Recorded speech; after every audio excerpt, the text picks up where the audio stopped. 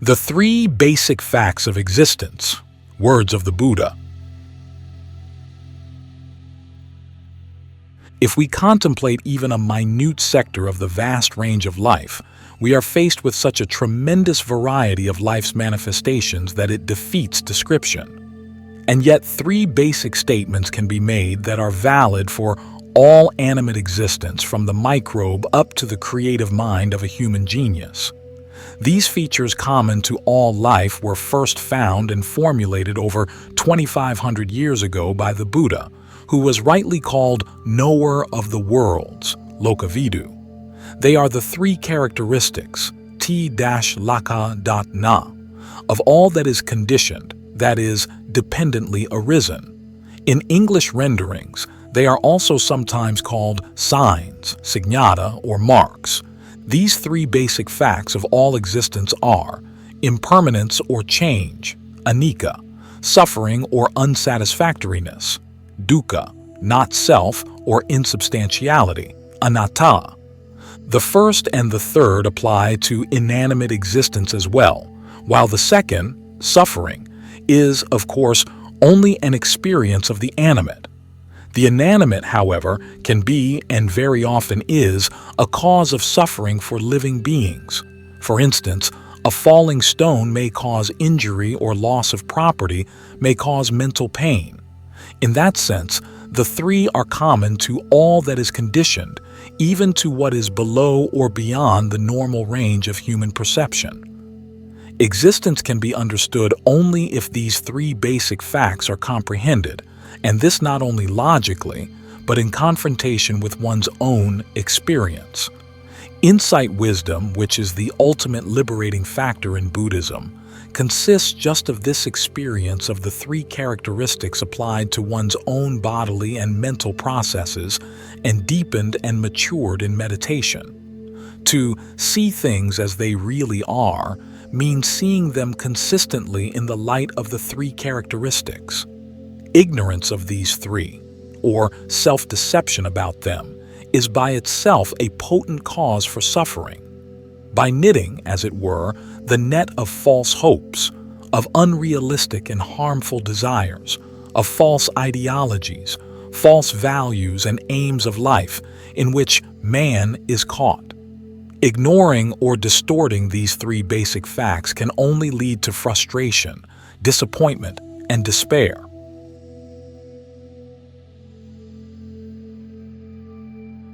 Words of the Buddha.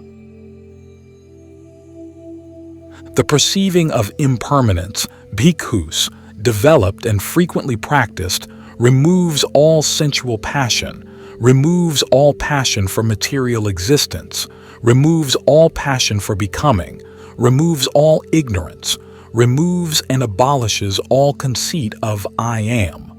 Just as in the autumn a farmer, plowing with a large plow, cuts through all the spreading rootlets as he plows, in the same way, bhikkhus, the perceiving of impermanence, developed and frequently practiced, removes all sensual passion, removes and abolishes all conceit of I am. SN 22.102. It would be better, bhikkhus, if an uninstructed ordinary person regarded this body, made of the four great elements, as himself rather than the mind. For what reason? This body is seen to continue for a year, for 2 years, 5 years, 10 years, 20 years, 50 years, 100 years, and even more. But of that which is called mind, is called thought, is called consciousness, one moment arises and ceases as another continually both day and night. SN 12.61. The fact of impermanence. Impermanent, subject to change, are component things. Strive on with heedfulness. This was the final admonition of the Buddha Gautama to his disciples. And when the Buddha had passed away, Sakka, the chief of the deities, uttered the following: Impermanent are all component things. They arise and cease. That is their nature. They come into being and pass away. Release from them is bliss supreme. Anicca vata sankhara upada vayadamino upajitva nirujhanti tesa mem vupasamosuko. Mahaparinibbana Sutta, DN 16. Even up to present times, at every Buddhist funeral in Theravada countries, this very Pali verse is recited by the Buddhist monks who perform the obsequies, thus reminding the congregation of the evanescent nature of life. It is a common sight in Buddhist lands to see the devotees offer flowers and light oil lamps before a Buddha image. They are not praying to the Buddha or to any supernatural being. The flowers that fade and the flames that die down speak to them of the impermanency of all conditioned things. It is this single and simple word, impermanence, anicca, which is the very core of the Buddha's teaching, being also the basis for the other two characteristics of existence, suffering, and no self. The fact of impermanence means that reality is never static but is dynamic throughout, and this the modern scientists are realizing to be the basic nature of the world without any exception. In his teaching of dynamic reality, the Buddha gave us the master key to open any door we wish. The modern world is using the same master key, but only for material achievements, and is opening door after door with amazing success. Change or impermanence is the essential characteristic of all phenomenal existence. We cannot say of anything, animate or inanimate, organic or inorganic, this is lasting. For even while we are saying this, it would be undergoing change. All is fleeting. The beauty of flowers, the bird's melody, the bee's hum, and a sunset's glory. Suppose yourself gazing on a gorgeous sunset. The whole western heavens are glowing with roseate hues, but you are aware that within half an hour, all these glorious tints will have faded away into a dull ashen gray. You see them even now melting away before your eyes, although your eyes cannot place before you the conclusion which your reason draws. And what conclusion is that? That conclusion is that you never, even for the shortest time that can be named or conceived, see any abiding color, any color which truly is. Within the millionth part of a second, the whole glory of the painted heavens has undergone an incalculable series of mutations. One shade is supplanted by another with a rapidity which sets all measurements at defiance. But because the process is one to which no measurements apply, reason refuses to lay an arrestment on any period of the passing scene, or to declare that it is, because in the very act of being, it is not. It has given place to something else. It is a series of fleeting colors, no one of which is, because each of them continually vanishes in another. Ferrier's Lectures and Remains. Vola's I. p. 119, quoted in Sarva Dorsana Sangraha, London, p.i. 15. All component things, that is, all things which arise as the effect of causes and which in turn give rise to effects, can be crystallized in the single word anicca, impermanence. All tones, therefore, are just variations struck on the chord which is made up of impermanence, suffering, unsatisfactoriness, and no self nor soul, anicca, dukkha, and anatta. Camouflaged, these three characteristics of life prevail in this world until a supremely enlightened one reveals their true nature. It is to proclaim these three characteristics, and how through complete realization of them, one attains to deliverance of mind, that a Buddha appears. This is the quintessence, the sum total of the Buddha's teaching. Although the concept of anicca applies to all compounded and conditioned things, the Buddha is more concerned with the so-called being, for the problem is with man and not with dead things.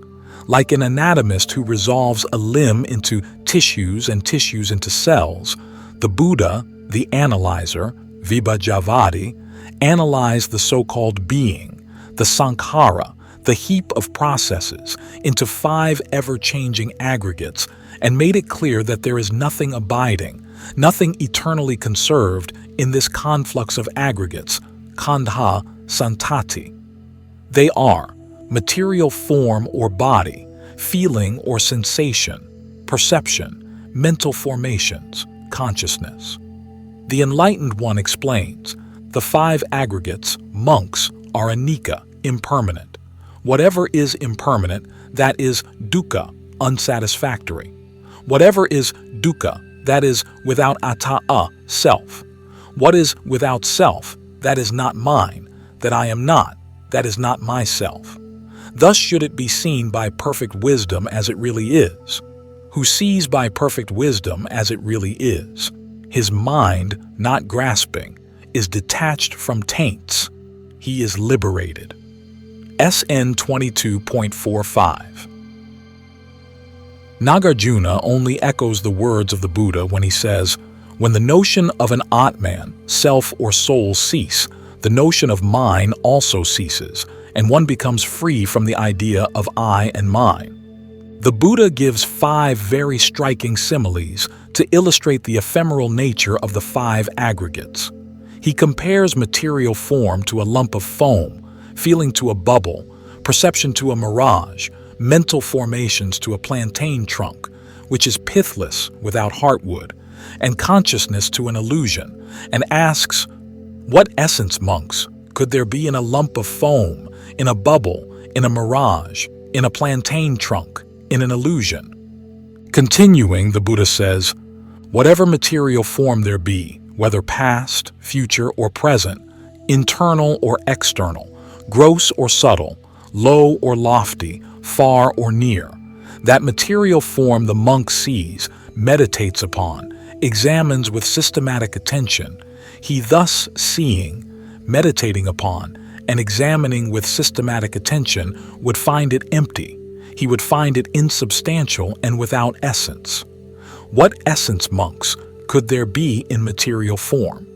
The Buddha speaks in the same manner of the remaining aggregates and asks, what essence, monks, could there be in feeling, in perception, in mental formations, and in consciousness? SN 22.95. Thus we see that a more advanced range of thought comes with the analysis of the 5 aggregates. It is at this stage that right understanding known as insight, vipassana, begins to work. It is through this insight that the true nature of the aggregates is grasped and seen in the light of the 3 characteristics, ti-lakkha.na, namely, impermanence, unsatisfactoriness, and no self. It is not only the 5 aggregates that are impermanent, unsatisfactory, and without self, but the causes and conditions that produce the aggregates are also impermanent, unsatisfactory, and without self. This point the Buddha makes very clear. Material form, feeling, perception, mental formations, and consciousness, monks, are impermanent, anicca. Whatever causes and conditions there are for the arising of these aggregates, they too are impermanent. How, monks, could aggregates arisen from what is impermanent be permanent? Material form and consciousness, monks, are unsatisfactory, dukkha. Whatever causes and conditions there are for the arising of these aggregates, they too are unsatisfactory. How, monks, could aggregates arise from what is unsatisfactory be pleasant or pleasurable? Material form and consciousness, monks, are without a self, anatta. Whatever causes and conditions there are for the arising of these aggregates, they too are without self. How, monks, could aggregates arise from what is without self be self, attaya? The instructed noble disciple, Suttava Ariyasavako, monks, seeing thus becomes dispassionate towards material form, feeling, perception, mental formations, and consciousness. Through dispassion he is detached. Through detachment he is liberated. In liberation the knowledge comes to be that he is liberated, and he understands. Destroyed is birth. Lived is the life of purity. Done is what was to be done.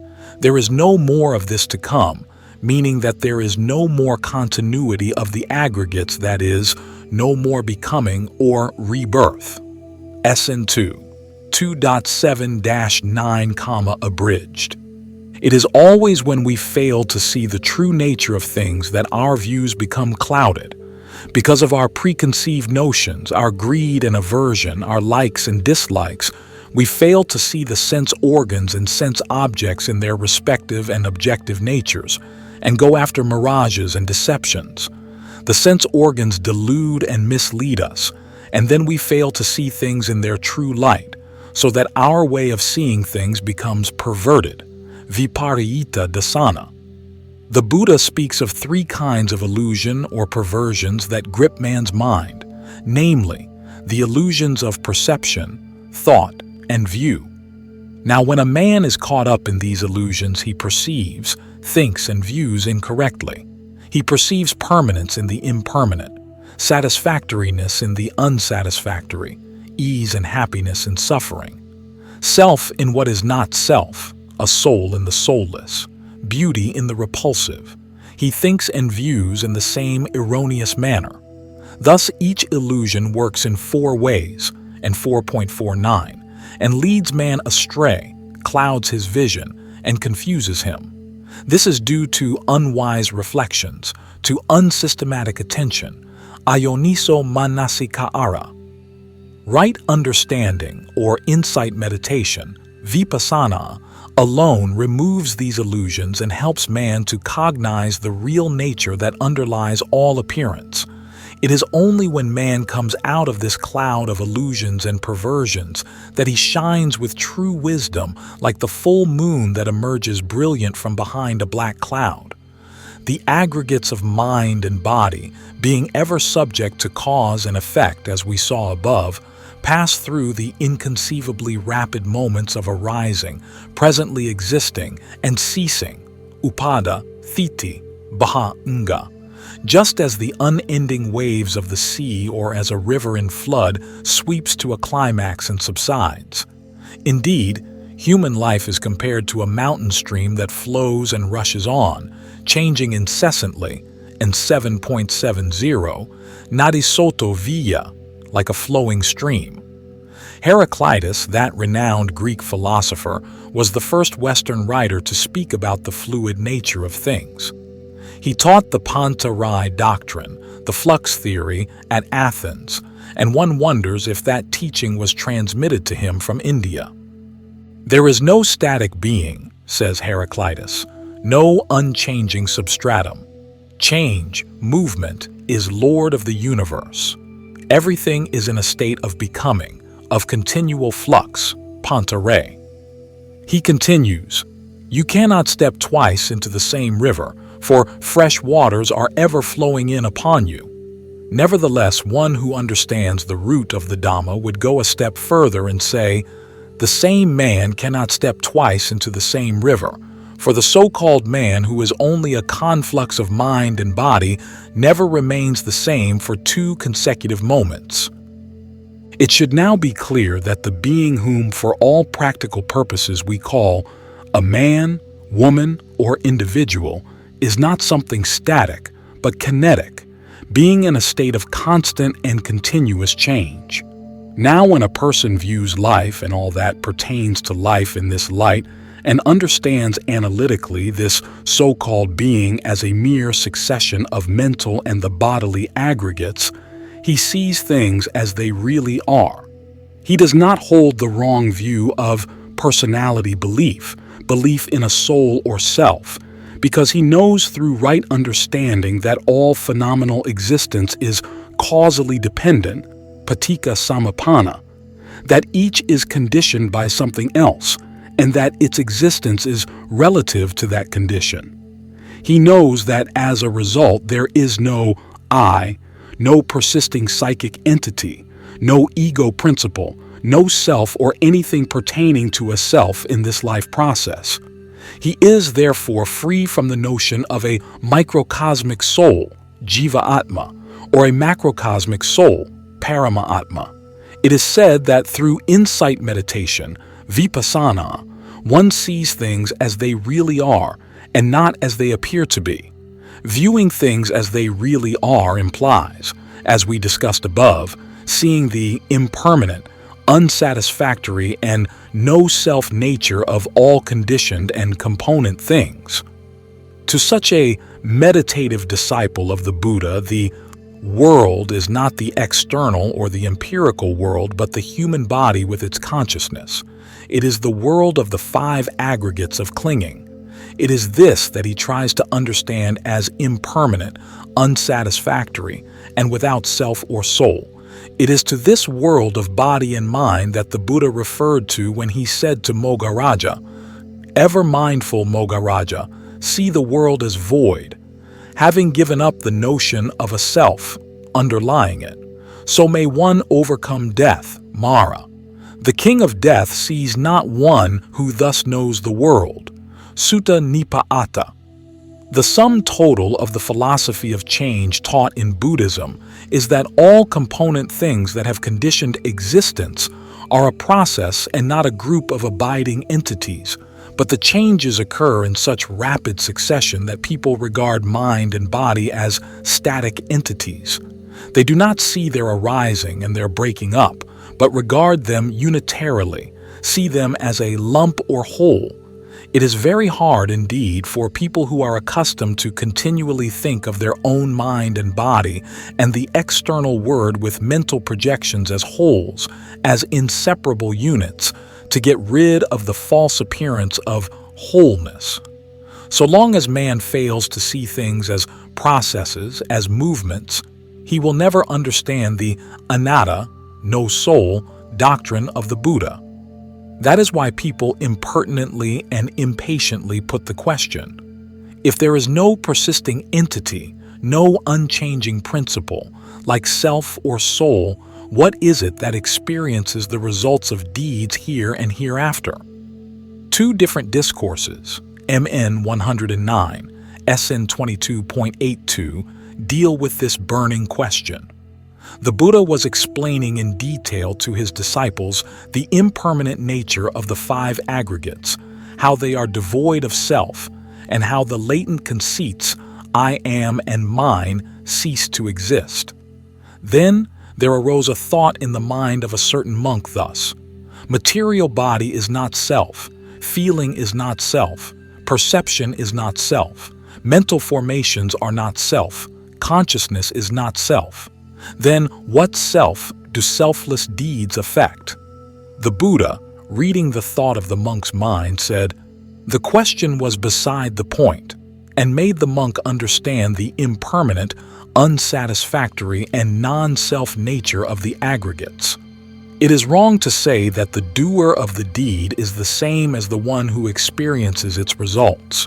It is equally wrong to say that the doer of the deed and the one who experiences its results are two different persons, for the simple reason that what we call life is a flow of psychic and physical processes or energies, arising and ceasing constantly.